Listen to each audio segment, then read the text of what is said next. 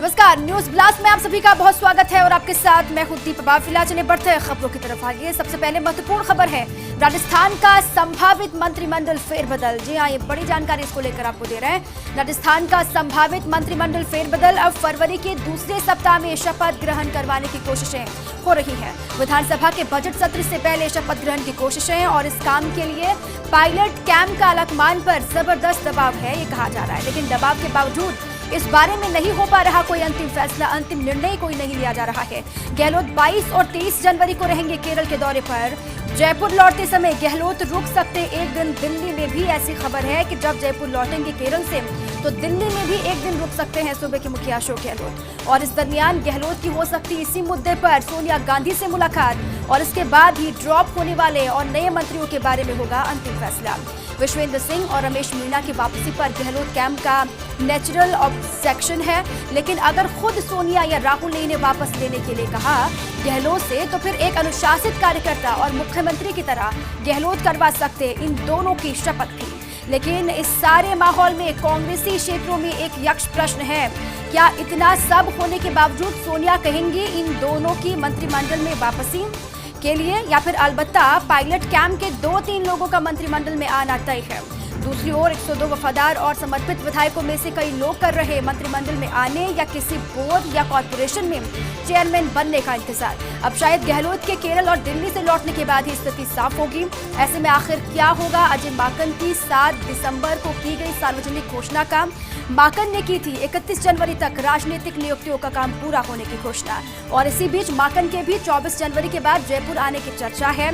अब मंत्रिमंडल फेरबदल विस्तार को लेकर क्या तस्वीर उभरेगी जल्द से जल्द, इसको लेकर भी कई सवाल हैं। कहा यह जा रहा है कि फरवरी के दूसरे वीक में कुछ तस्वीर साफ हो सकती है। और खबर ये प्रदेश प्रभारी अजय माकन भी 24 जनवरी के बाद जयपुर आ सकते हैं और फिर विस्तार से मंथन होगा।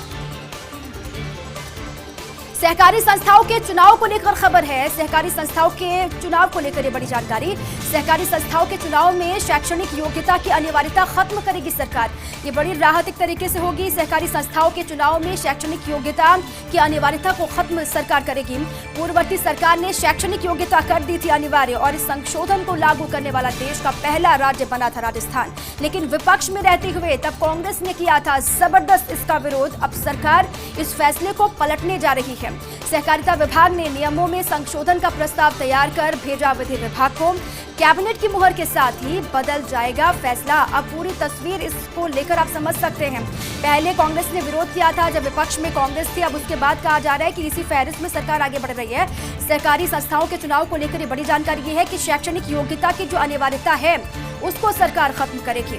और पूर्ववर्ती सरकार ने शैक्षणिक योग्यता अनिवार्य कर दी थी और इस संशोधन को लागू करने वाला देश का पहला राज्य राजस्थान बना था, आपको याद होगा। लेकिन विपक्ष में रहते हुए तब कांग्रेस ने जबरदस्त इसका विरोध किया था, पुरजोर विरोध किया था। अब सरकार इस फैसले को पलटने जा रही है, इसी फैसले को आगे लेकर जा रही है। साथ ही इसमें कुछ बदलाव होंगे और सहकारिता विभाग ने नियमों में संशोधन का प्रस्ताव तैयार करके विधि विभाग को भेजा है।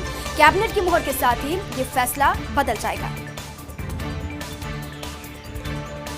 ग्रेटर निगम की साधारण सभा 28 तारीख को होगी। ग्रेटर निगम बोर्ड की बैठक, ग्रेटर निगम की साधारण सभा और 28 तारीख मुकर्रर की गई है जब ग्रेटर निगम बोर्ड की बैठक होगी। 9 प्रमुख एजेंडे हैं, उन एजेंडों को लेकर बोर्ड की बैठक होगी और बैठक में पार्षदों के वेतन भत्तों का होगा पहला मुद्दा। और बजट प्रस्ताव भी लाया जाएगा बोर्ड की बैठक में। पार्षदों को कार्य हेतु लैपटॉप वितरण भी रहेगा बोर्ड बैठक में एजेंडा। और राजस्थान नगर पालिका अधिनियम 2009 के अंतर्गत समिति गठन पर भी होगा विचार विमर्श। निगम की आर्थिक स्थिति में सुधार पर भी होगा विचार विमर्श। निगम की आर्थिक स्थिति को लेकर भी चर्चा की जाएगी, विचार विमर्श किया जाएगा। जेडीए की आरक्षित दर नगर निगम में भी लागू करने पर विचार होगा। और राज्य नगरीय क्षेत्र भवन विनियम 2020 को लागू करने पर भी विचार हो सकता है। बोर्ड की बैठक होनी है 28 तारीख को। क्या क्या एजेंडे रहने वाले हैं, किन किन मुख्य बिंदुओं पर चर्चा होनी है, वो पूरी जानकारी हमने आपको दी। किस तरीके से वहां पर चर्चा की जाएगी या फिर आने वाले बजट को लेकर भी किस तरीके से बात होगी, ये अपने आप में बेहद महत्वपूर्ण है। लेकिन सबसे पहले बैठक में जो एजेंडा रहेगा वो पार्षदों के वेतन को लेकर रहेगा, वेतन भत्ते को लेकर रहेगा। और बजट प्रस्ताव जो है उसको लेकर भी चर्चा होगी। और पार्षदों के कार्य के लिए लैपटॉप वितरण की चर्चा भी लंबे वक्त से चल रही है। कहा जा रहा है कि लैपटॉप वितरण को लेकर भी बोर्ड की बैठक में कोई एजेंडा रखा जाएगा, उस पर भी चर्चा होगी। और राजस्थान नगर पालिका अधिनियम 2009 के अंतर्गत समिति गठन पर भी चर्चा की जाएगी, विचार विमर्श किया जाएगा, सभी की राय ली जाएगी। और निगम की आर्थिक स्थिति कैसी है, उसको कैसे सुधारा जा सकता है, सुधार के कैसे आगे बढ़ा जा सकता है बेहतर तरीके से, इसको लेकर भी विचार विमर्श किया जाएगा। और जेडीए की जो आरक्षित दर है उसको नगर निगम में भी लागू करने पर विचार किया जा रहा है और उस पर बैठक में भी चर्चा होगी। राज्य नगरीय क्षेत्र भवन विनियम 2020 को लागू करने पर भी बैठक में विचार होगा। कोटा कोचिंग को फिर से पंख लगे। जी हां, ऐसा हम क्यों कह रहे हैं, पूरी खबर आपको समझाते हैं। कोटा कोचिंग को फिर से पंख लगे। अनलॉक होते ही देश भर से 32,000 से ज्यादा छात्र कोटा पहुंचे। जैसी अनलॉक की तस्वीर दिखाई दी वैसे देश भर से 32,000 से ज्यादा छात्र कोटा पहुंचे। कई बच्चों के अभिभावक भी कोटा साथ में उनके साथ आए हुए हैं। और 10 महीने बाद करियर सिटी अब उभर रही है केयर सिटी के रूप में। जी हां, करियर सिटी के नाम से मशहूर कोटा अब एक बार फिर से 10 महीने के लंबे अरसे के बाद केयर सिटी के रूप में उभर रही है। क्लासरूम से लेकर हॉस्टल तक सब है न्यू नॉर्मल। हर जगह नॉर्मल फील कराने के लिए पूरे इंतजाम किए गए हैं। कोचिंग संस्थान, हॉस्टल, मेस में कोरोना दिशा निर्देशों के मुताबिक इंतजाम किए गए हैं। साफ तौर से स्कूलें भी खोल दिए गए हैं और साथ ही कोचिंग संस्थानों को भी खोलने की परमिशन दे दी गई है। और इसी के साथ ही कोटा में एक बार फिर से रौनक लौट आई है। 10 महीने पहले जो बड़ी संख्या में देश भर के बच्चे वहां पर आते थे पढ़ने के लिए, वो कोरोना काल में इम्पॉसिबल नहीं हो पाया, सब अपने घर वापस लौटे। लेकिन अब चूंकि अनलॉक की स्थिति सामने है और इसी अनलॉक को देखते हुए बच्चे पहुंच रहे हैं, साथ में बच्चों के अभिभावक भी वहां पर साथ में हैं। देखा जाएगा किस तरीके से प्रोटोकॉल की पालना वहां पर की जा रही है और फिर जब पेरेंट्स निश्चिंत हो जाएंगे उसके बाद वापस लौटेंगे। लेकिन रौनक लौट आई है कोटा में। बीजेपी की लड़ाई का फायदा उठाएगी कांग्रेस। जी हां, भारतीय जनता पार्टी की जो लड़ाई है उसका सीधा फायदा उठाएगी कांग्रेस। कांग्रेस ने अपनी रणनीति में बदलाव किया है। कांग्रेस ने अपनी पूरी रणनीति में किस तरीके से बदलाव किया वो भी आप समझिए। बीजेपी को उसी के घर की लड़ाई का फायदा उठाएगी कांग्रेस। विधानसभा उपचुनाव और निकाय चुनाव में बढ़त बनाएगी कांग्रेस और साथ ही पीसीसी चीफ गोविंद सिंह डोटासरा भी इसको लेकर रणनीति बना रहे हैं। बीजेपी की गुटबाजी से कांग्रेस खेमा बेहद उत्साहित है। बीजेपी के अंदर खाने गुटबाजी की बात जिस तरीके से कही जाती है कांग्रेस की तरफ से लगातार, उसी गुटबाजी का फायदा कांग्रेस खेमा उठाएगा। इसको लेकर उत्साहित है कांग्रेस और कांग्रेस ने इससे निकाय चुनाव में फायदा मिलने का दावा किया है। कांग्रेस ने साफ तौर से कहा है कि भारतीय जनता पार्टी में जो अंतरकलह है, जो गुटबाजी चल रही है, आपस में ये नेता उलझे हुए हैं, उसका सीधा सा फायदा निकाय चुनाव में कांग्रेस को मिलेगा। ये दावा कांग्रेस के नेताओं की तरफ से किया जा रहा है। बागियों से ज्यादा नुकसान नहीं होने को लेकर भी विश्वस्त है कांग्रेस खेमा। जो बागी हैं, जो नाराजगी जाहिर करते हुए कांग्रेस से अलग हो गए थे, कांग्रेस के नेताओं का कहना यह है, हुक्मरानों का कहना यह है कि उससे कांग्रेस को नुकसान नहीं होगा। उनको भी मनाने का काम लगातार किया जा रहा है। लेकिन भारतीय जनता पार्टी के भीतर जिस तरीके से गुटबाजी चल रही है या फिर जो अंतरकलह है या फिर जो मनमुटाव है, उसका सीधा सा फायदा आने वाले चुनाव में कांग्रेस को मिलेगा। इसको लेकर कांग्रेस के तमाम लीडर, वो विधायक हो, मंत्री हो, नेता हो, उनको भी लगातार आप सुनते हैं मीडिया के जरिए भी अपना पक्ष वो रखते हैं, अपनी बात पहुंचाते हैं और साफ तौर से प्रदेश की जनता को विश्वस्त करने की कोशिश भी कांग्रेस की तरफ से की जा रही है कि बीजेपी आपस में उलझी हुई है। अगर आपका ख्याल कोई रख सकती है तो वो सिर्फ कांग्रेस पार्टी है और बीजेपी को लेकर ही अपनी आपसी रणनीति को भी कांग्रेस बदल रही है। कई बदलाव किए जा रहे हैं और बीजेपी को उसी के घर में घेरने की कोशिश कहीं ना कहीं कांग्रेस कर रही है, ये आप कह सकते हैं। कर्ज में फंसे बैंकों को राहत पहुंचाने की तैयारी चल रही है। जी हां, कर्ज में फंसे हुए जो बैंक हैं उनको राहत पहुंचाने की तैयारी चल रही है। 2021-22 के बजट में 25,000 करोड़ रुपए अलग वित्त मंत्रालय ने बैंकों से मांगी है जानकारी। और साथ ही कितना कर्ज, कितना फंड और कितनी जरूरत बैंकों के 25,000 करोड़ रुपए दे सकती है सरकार। कहा जा रहा है कि बैंकों के जो कर्ज में डूबे हुए हैं उनके 25,000 करोड़ रुपए सरकार दे सकती है। ये बड़ी राहत होगी तमाम बैंकों के लिए जो कर्ज में डूबे हुए हैं, कर्ज में फंसे हुए हैं। अब किस तरीके से उनको राहत पहुंचाई जाएगी, क्योंकि लंबे वक्त से ये मांग भी बैंकों की तरफ से कही जा रही थी। अब उसी फहरिस्त में आगे बढ़ते हुए सरकार की तरफ से कहा जा रहा है कि बड़ी राहत उनको पहुंचाई जा सकती है। 2021-22 के बजट में 25,000 करोड़ रुपए अलग वित्त मंत्रालय ने बैंकों से मांगी है। जानकारी अलग से दिए जाएंगे और वित्त मंत्रालय ने साथ ही सभी बैंकों से विस्तृत जानकारी मांगी है, एक रिपोर्ट मांगी गई है किस तरीके से बैंकों की स्थिति है या फिर किस तरीके से हालात हैं और इन हालातों में किस तरीके से मदद सरकार से बैंकों को चाहिए। इसको लेकर वित्त मंत्रालय की तरफ से जानकारी मांगी गई है। अब जो जानकारी वित्त मंत्रालय को प्रोवाइड करवाई जाएगी, दी जाएगी, उसके आधार पर एक पूरी फहरिस्त तैयार होगी, लिस्ट बनाई जाएगी और उसके बाद सरकार आगे बढ़ेगी। लेकिन कितना कर्ज है, कितना फंड है, कितनी जरूरत है, इसको लेकर पूरा डेटा तैयार करना होगा और उसके बाद सरकार इस दिशा में आगे बढ़ेगी। जयपुर आरटीओ में हुए रोस्टर बदलाव का दूसरा पहलू। जी हां, जयपुर आरटीओ में हुए रोस्टर बदलाव का दूसरा पहलू। आरटीओ राकेश शर्मा नहीं थे, कार्मिकों के कार्यक्षेत्र में बदलाव के इच्छुक। कहा जा रहा है कि आरटीओ राकेश शर्मा कार्मिकों के कार्यक्षेत्र में बदलाव के इच्छुक नहीं थे। आरटीओ परिवहन आयुक्त के 28 सितंबर 2020 के आदेश के मुताबिक करते रोस्टर, जिसके तहत 1 अप्रैल से मंत्रालय कर्मचारियों के कार्यक्षेत्र में होता बदलाव। अब जानकार सूत्रों ने खुलासा किया है। जानकार सूत्र ये कह रहे हैं आरटीओ ने 11 जनवरी को 8 कार्मिकों को बांटे थे कार्य। तबादलों के बाद नए ज्वाइन करने वाले कार्मिकों को किए गए थे कार्य आवंटन और उसके बाद परिवहन मंत्री स्तर से आरटीओ को भेजी गई नई सूची, कार्मिकों को नए कार्य आवंटित करने की सूची। और अब ऐसे में आरटीओ को 18 जनवरी को जारी करने पड़े नए सिरे से कार्य आवंटन के आदेश। कुल मिलाकर बैठे बिठाए आ पड़ी गले मुसीबत। जी हाँ, ऐसा हम क्यों कह रहे हैं, पूरी खबर को आप समझिए, क्योंकि कार्य आवंटन को लेकर भी पेज फंसता हुआ एक तरीके से दिखाई दे रहा है। आरटीओ ने किस तरीके से आरटीओ को जोड़कर ये बातें निकल कर आ रही है, वो भी एक बार फिर से आपको समझाते हैं। आरटीओ राकेश शर्मा कार्मिकों के कार्यक्षेत्र में बदलाव के इच्छुक नहीं थे, ये जानकारी उनको लेकर मिल रही है। साथ ही आरटीओ परिवहन आयुक्त के 28 सितंबर 2020 के आदेश के मुताबिक रोस्टर करते, जिसके तहत 1 अप्रैल से मंत्रालय कर्मचारियों के कार्यक्षेत्र में बदलाव होता। अब जानकार सूत्र ये बता रहे हैं कि आरटीओ ने 11 जनवरी को 8 कार्मिकों को कार्य तबादलों के बाद नए ज्वाइन करने वाले कार्मिकों के कार्य आवंटन किए थे और उसके बाद अब कहा जा रहा है कि कुल मिलाकर बैठे बिठाए मुसीबत सामने खड़ी हो गई है। कपिल सिब्बल के विरोध का अब आगे क्या? जी हाँ, कपिल सिब्बल के विरोध का अब आगे क्या होगा? दरअसल पिछले दिनों सिब्बल के एक इंटरव्यू पर खूब चर्चा हुई। पार्टी के आंतरिक चुनाव को लेकर सिब्बल ने इंटरव्यू में सवाल खड़े किए थे, सवाल उठाए थे। ऐसे में गांधी परिवार के प्रति निष्ठा रखने वाले नेता चिढ़ गए थे सिब्बल से। जो गांधी परिवार के प्रति आस्था रखते हैं, निष्ठा रखते हैं, ऐसे नेता सिब्बल से खफा हो गए थे, चिढ़ गए थे। और बाद में राहुल गांधी की सिब्बल से मुलाकात हुई। ऐसे में गिले शिकवे दूर हुए थे, लेकिन उन्होंने बाकी नेताओं की तरह 100% नहीं किया सरेंडर।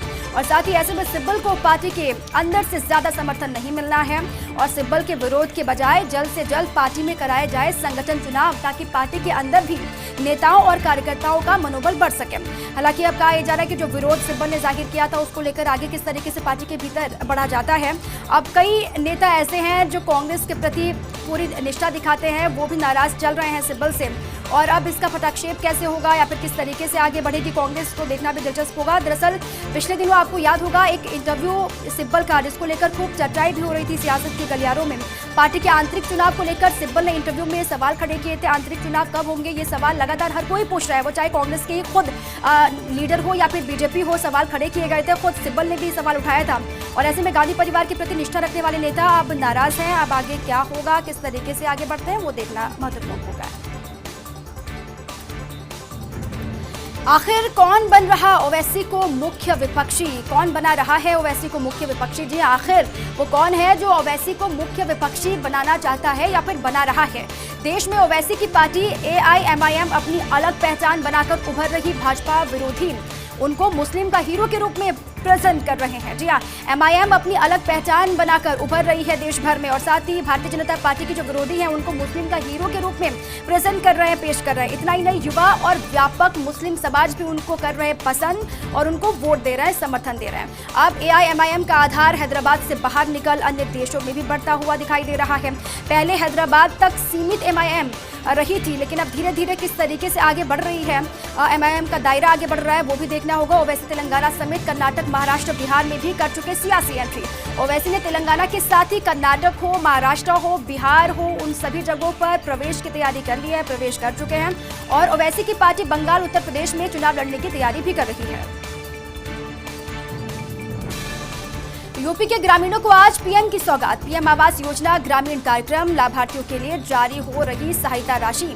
उत्तर प्रदेश के ग्रामीणों को आज प्रधानमंत्री मोदी की तरफ से किस तरीके से सौगात मिल रही है, वो भी आपको दिखा रही है। लाइव तस्वीरें आ रही हैं। PM आवास योजना ग्रामीण का कार्यक्रम और लाभार्थियों के लिए सहायता राशि जारी हो रही है, ये तस्वीर देखिए। और VC के जरिए PM मोदी तोहफा दे रहे हैं। चलती थी, उन योजनाओं के माध्यम से एक साल में एक आवास मुश्किल से गाँव में आया करता था। और उस समय देखते थे तो ध्यान में आता था कि कभी भी कोई दिन ऐसा नहीं आएगा जब हमारे देश में हर बेघर व्यक्ति को अपना घर मिल जाएगा। लेकिन मुझे कहते हुए यह गौरव है कि माननीय प्रधानमंत्री नरेंद्र मोदी जी ने काम संभालने के तुरंत बाद इस देश के गांव, गरीब और किसान की चिंता की। और आज हम ये कह सकते हैं कि 2022 में वो दिन आएगा जब हिंदुस्तान के हर गरीब आदमी को, जिसके पास अपने मालिकाना हक की छत नहीं है, उसके पास अपनी छत होगी, अपना घर होगा। हमको इस बात का भी गौरव है कि सिर्फ प्रधानमंत्री आवास योजना के अंतर्गत प्रधानमंत्री जी ने घर की छत देने का ही योजना नहीं बनाई, समग्र विकास और संतुलित विकास और व्यक्ति का जीवन सुगम हो, इस दृष्टि से प्रधानमंत्री जी ने कल्पना की। जहां एक और घर दिया, घर का आकार भी बढ़ाया, घर की राशि भी बढ़ाई, घर में किचन भी बनाने का अवसर प्रदान किया, घर में शौचालय बनाने का अवसर भी दिया और उज्ज्वला योजना के अंतर्गत रसोई गैस का कनेक्शन भी दिया गया। सौभाग्य योजना के अंतर्गत ग्रामीण में क्षेत्र में विद्युत का कनेक्शन भी दिया गया और एक तौर से गरीब का जो जीवन में मकसद होता है और उसकी एक सपना होता है, उसको पूरा करने का प्रयास माननीय प्रधानमंत्री जी की ओर से हुआ है। मुझे ये कहते हुए भी गौरव है कि ग्रामीण विकास हो चाहे कृषि का क्षेत्र हो, इन दोनों क्षेत्रों में प्रधानमंत्री जी ने बहुत प्राथमिकता के साथ काम किया है। पहली बार ये हो रहा है कि ग्रामीण विकास मंत्रालय इस वर्ष 2 लाख करोड़ रुपए बजट के हिसाब से खर्च कर रहा है। बड़ी योजना मनरेगा। ब्रेक के बाद एक बार फिर से आप सभी का स्वागत है। चलिए एक बार फिर से आगे बढ़ते हैं खबरों की तरफ। कांग्रेस के आंतरिक चुनाव की इनसाइड स्टोरी क्या है, ये खबर पूरी आपको बताते हैं। कांग्रेस के आंतरिक चुनाव की इनसाइड स्टोरी। अब जब सोनिया गांधी ने चुनाव को दे दी हरी झंडी तो चुनाव होने ही हैं।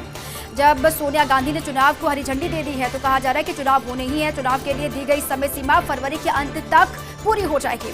ऐसे में उस समय चुनाव हो जाएंगे, नहीं तो 3 महीने खिसकेंगे चुनाव। 5 राज्यों के चुनाव के बाद कांग्रेस का महाधिवेशन और चिंतन शिविर होगा आयोजित और कांग्रेस के संविधान के अनुसार ही चुनाव प्रक्रिया अपनाए जाने की चर्चा।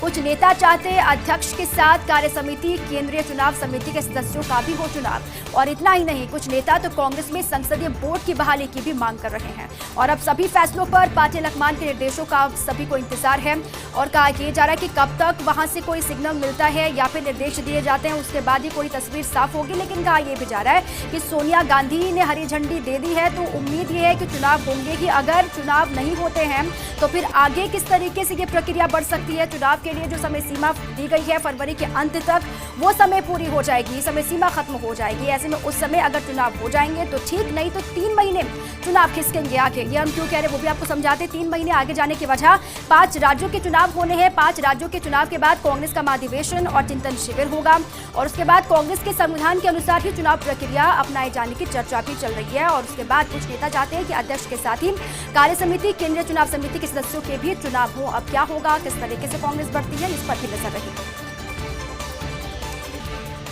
90 निकाय चुनाव को लेकर कांग्रेस भाजपा की रणनीति क्या है वो आपको बताते हैं। 90 निकाय चुनाव होने हैं और इसको लेकर कांग्रेस भाजपा की रणनीति। कांग्रेस के लिए 4 निकाय बहुत ज्यादा महत्वपूर्ण हैं क्योंकि ये चारों निकाय 3 विधानसभा उपचुनाव क्षेत्रों में हैं। ऐसे में इन निकायों में हार जीत का असर पड़ेगा।